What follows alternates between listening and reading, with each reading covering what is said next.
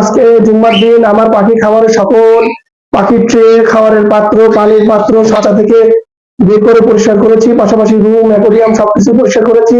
আজকে আমি আমার পাখির খাবারে পাখিদের কি কি মেডিসিন দিচ্ছি, কি কি সফট ফুড দিচ্ছি, কি কি খাবার দিচ্ছি সে ব্যাপারে আপনাদের সাথে একটা ছোট্ট একটা ভিডিও করব। সকলে ধৈর্য সহকারে দেখুন।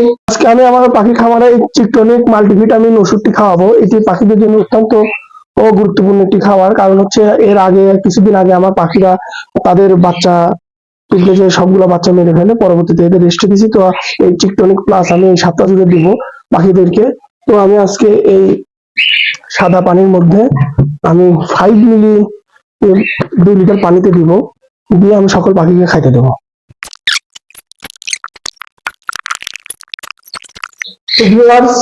মেডিসিনযুক্ত পানিতে আমি নিয়ে আসলাম পাখির খাবারে দেওয়ার জন্য।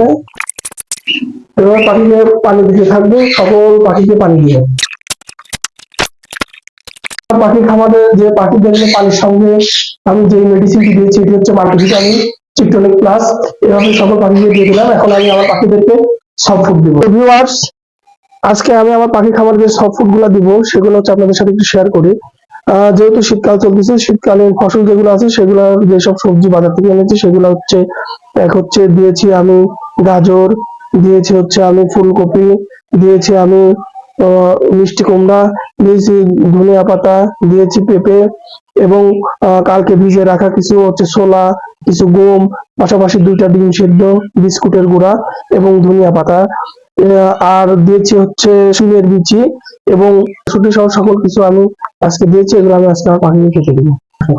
তো ভিউয়ার্স, আমি আমার পাখির খাবারে আমার যে সফটফুড ছিল আজকে সফটফুড গুলা দিয়ে দিলাম। প্রথমে সানগুলো পাখিকে দিয়ে দিলাম, একে একে সকল পাখিকে সফটফুড গুলা দিয়ে দিব। মাশাআল্লাহ ভিউয়ার্স, দেখুন কি সুন্দর করে আমার পাখিগুলা সফট ফুড খাচ্ছে।